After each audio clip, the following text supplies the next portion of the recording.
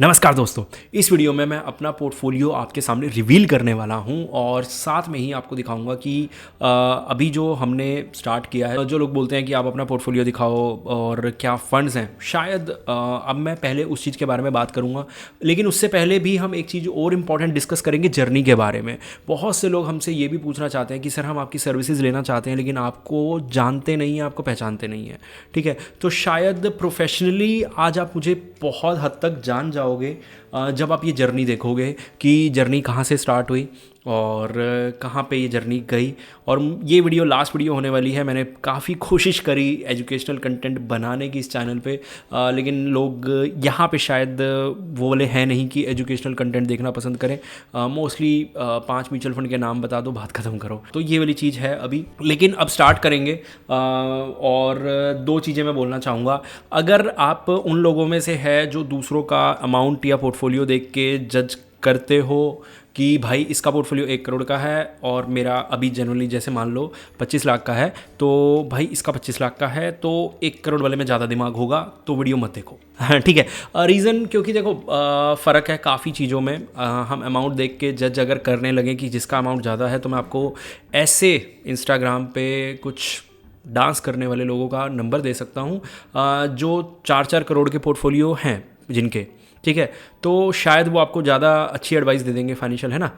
अगर आपकी सोच है तो, क्योंकि देखो मुझे ये लगता है कि हमारा पोर्टफोलियो की वैल्यू हमारी नॉलेज रिफ्लेक्ट नहीं करता। दूसरी चीज़, अगर आपको लगता है कि आप उस अमाउंट को रिलेट कर पा रहे हो कि ये बहुत बड़ा अमाउंट है, मान लो कुछ लोग कहेंगे नहीं यार 25 लाख का अमाउंट बहुत बड़ा है, कुछ लोगों के लिए हो सकता है, तो इम्प्रेस भी होने की ज़रूरत नहीं है। क्योंकि अगर आप हमारी सर्विसेज लेते हैं या फिर आप मेरे चैनल को भी सब्सक्राइब करते हैं, तो वो इसलिए नहीं होना चाहिए कि मेरा पोर्टफोलियो कैसा दिख रहा है। और वैसे भी 2023 के मिड में 24 में मैंने अपना almost mutual fund, stocks, portfolio सब ब्लैंक कर दिया था, क्योंकि मुझे कुछ गोल्स कंप्लीट करने थे और मैं कर भी पाया। ठीक है, तो अभी अगर मैं आपको वीडियो के अंदर ले जाऊं तो सबसे पहले जर्नी स्टार्ट करते हैं।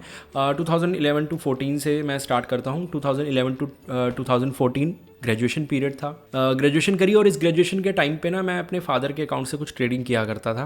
एक मैं नाम भूल गया, निर्वाणा ऐसे कुछ ऐप थी, ठीक है, तो वो किसी ब्रोकर ने दे रखी थी और हम उसके थ्रू ट्रेडिंग करते थे। और बिगनर लगा लो या कुछ भी लगा लो, ऑलमोस्ट 28,000 का प्रॉफिट कमाया उस समय। ठीक है, क्योंकि मार्केट जब ये पीरियड काफ़ी ठीक ठाक था तो उस समय 28,000 का प्रॉफिट कमाया था और मेरे लिए बहुत बड़ा था। एक किसी भी स्टूडेंट के लिए बहुत बड़ा अमाउंट हो जाता है 28,000।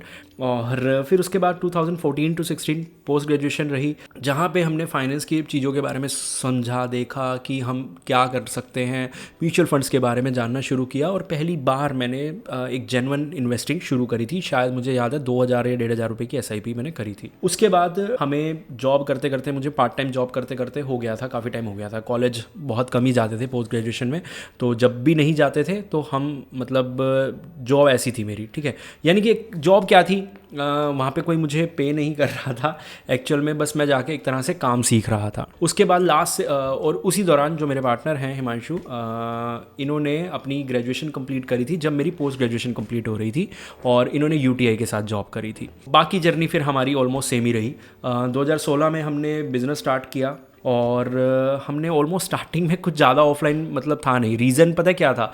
रीज़न हमारी एज, अगर मैं बात करूं तो उस समय एज 22 ईयर्स थी। तो वो 22 ईयर्स की एज में यार आप जाओ अपना 1 करोड़ रुपया लेके आप किसी ऐसे बंदे के हाथ में दोगे जिसकी उम्र 22-24 साल लग रही है आपको।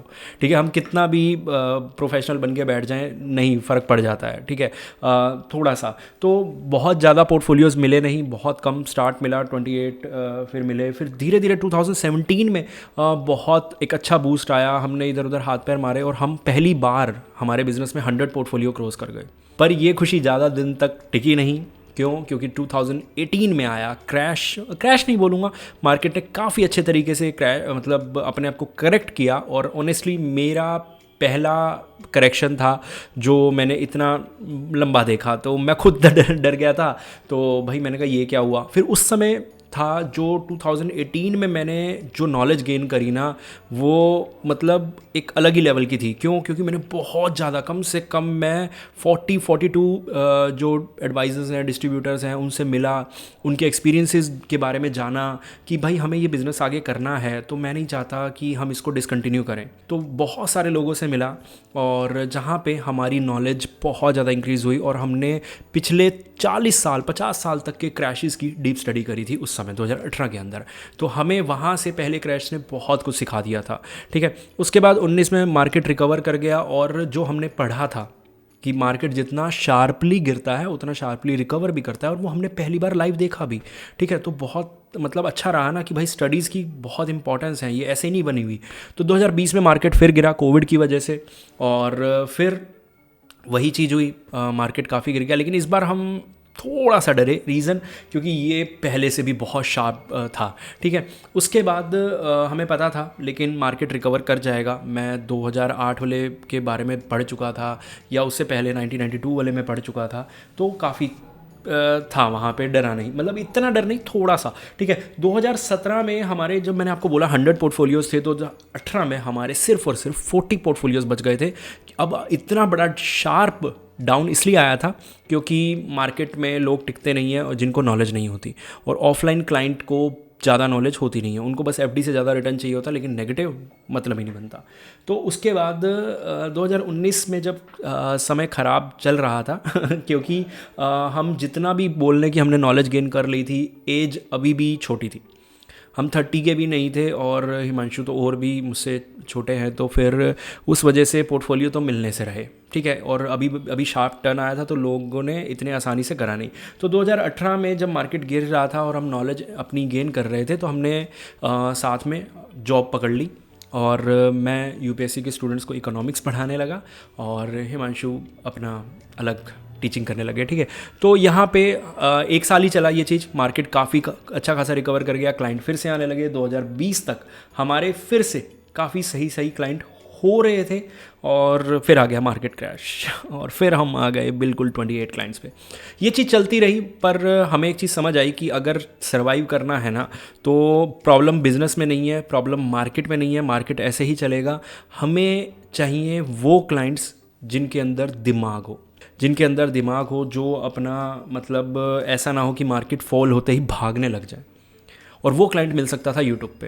तो हमने यूट्यूब चैनल स्टार्ट किया, धीरे धीरे हमने चैनल को ग्रो किया, प्रमोट नहीं किया बिज़नेस। ऑफलाइन हमें क्लाइंट मिले, लेकिन इस बार जो क्लाइंट मिले हम उनको पूरी डिटेल बताने लगे। 2021 में ही बहुत अच्छे से एक्सप्लेन करते थे, तो मेरे पास वही क्लाइंट्स आए जिनको नॉलेज काफ़ी ज़्यादा है।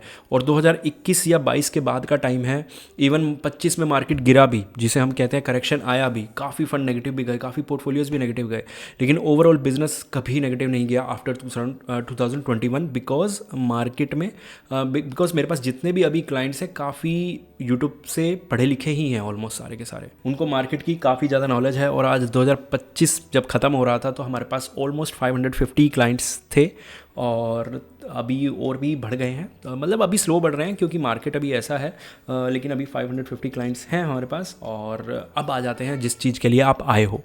पोर्टफोलियो फटाफट से मैं दिखा देता हूँ। तो ये है पोर्टफोलियो वैल्यू 25 लाख, ठीक है, जिसमें से म्यूचुअल फंड मैंने लास्ट 1 ईयर में स्टार्ट किए हैं। ऑलमोस्ट आप ये मान सकते हो 50,000 की SIP अभी जो चल रही है उसके अकॉर्डिंग अभी इसमें इतना ही 5,30,000 इन्वेस्टेड है, शायद 30-40,000 मैंने लमसम शुरू में डाला था। स्टॉक्स मैंने कुछ निकाले नहीं थे, और मतलब कुछ में बाद में करा। और ये फिर हमारा 10% जो मैं गोल्ड रखता था, 10 भी नहीं रखता था, 5 रखता था, 5 का तो 10 हो गया अपने आप, ठीक है। मैंने 5% ही गोल्ड वगैरह, गोल्ड सिल्वर लिया था, तो ये 5 का हमारा 10 अब ऑटोमेटिक हो गया, ठीक है। अब मेरे पास जो फंड है फिलहाल के लिए, अभी मैंने स्टार्ट किया ICICI वैल्यू, एडेलविस मिड कैप, बंधन स्मॉल, महिंद्रा मल्टी और कोटक इंफ्रा, ये फिलहाल के मेरे पास म्यूचुअल फंड है। और इससे पहले मेरे पास पराग पारिक भी था, जब मैंने अपना सेल किया था। मेरे पास क्वांट भी था, और मेरे पास एक्सिस भी था, एक्सिस बहुत पहले था मेरे पास, ठीक है। और एक चीज़ और बता दूं कि अगर पूरी वेल्थ की हम बात करें तो मैंने ऑलमोस्ट अपना, जब मैं अपना घर बना रहा था और फिलहाल हम ऑफिस बना रहे हैं अपना अपना मतलब हम अपना ऑफिस बना रहे हैं, तो वो चीज़ मैं आपको सारी दिखाऊंगा। लेकिन उसमें मेरा टोटल आप ये मान के चलो हमने 42 लाख लगा दिया। और जिन लोगों ने कभी घर बनाया है या बाय किया है छोटे शहरों में, तो उनको पता है ये अमाउंट सफिशेंट होता है। जो लोग बड़े में बना रहे हैं उनको लगेगा कि 40 में कुछ भी नहीं होता है। आप गांव में भी चले जाओ, एक छोटा सा घर भी बनाओगे ना, तो 25-30 लाख तो कोई अमाउंट ही नहीं होता। तो 40 लगभग इतना हमने घर बनाने में लगा दिया। बाकी छोटा मोटा यार अपनी पर्सनल चीज़ों में जो गोल कंप्लीट करने से कर लिए। अब यहाँ से जो इन्वेस्टिंग है अब मुझे नहीं लगता दोबारा कभी करना पड़ेगा। ये चीज़ मैं सोच रहा हूँ नेक्स्ट 18 ईयर्स तक चलाने के लिए, 50 ईयर्स की एज तक, और तब रिटायरमेंट ले लेंगे। अब जो मैंने आपको प्लान बताया ये मैंने आपको फाइनेंशियली बताया, और इसमें साफ सीधी बात है मैंने जानबूझ के प्रमोशन नहीं किया। पहले मैं सोच रहा था प्रमोशन करने की, लेकिन मैंने प्रमोशन इसलिए नहीं किया कि मुझे लगता है कि नहीं यार, कुछ लोग अगर कुछ लोग, मैं कह रहा हूँ इस वीडियो से 2 लोग भी इम्प्रेस हो गए, तो मैं नहीं चाहता कि यार आप इम्प्रेस होने की वजह से मतलब मेरे पास आओ, मेरी सर्विसेज लो। आप बाकी वीडियोस देखो जहाँ पे हम अपना नॉलेज शो ऑफ कर रहे हैं कि हाँ हमारे पास नॉलेज है, मैं आपको बता रहा हूँ चीज़ें, और ऐसी ऐसी चीज़ें बताता हूँ जब आपको रिव्यू करते वक्त जो मुझे नहीं लगता कोई और बताता होगा। तो वो चीज़ें देख के आओगे तो ज़्यादा बेटर रहेगा। होपफुली आप समझ गए होंगे। मिलते हैं अगली वीडियो में। और मैं पहले बता दूँ, वीडियो की लास्ट लाइन ज़रूर सुन लेना।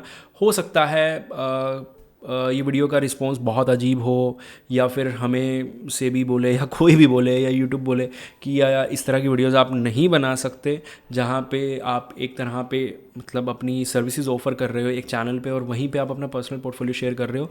मुझे नहीं पता ये अलाउ है नहीं है, बाकी मैंने तो बहुत देखा, हर जगह ऐसी कोई चीज़ मुझे मिली नहीं। लोग भी कर रहे हैं, हम भी कर रहे हैं। तो अगर फिर भी कोई प्रॉब्लम आई तो शायद आने वाले समय में ये वीडियो डिलीट भी कर दूँ मैं। होपफुली आप समझ गए होंगे। मिलते हैं अगली वीडियो में।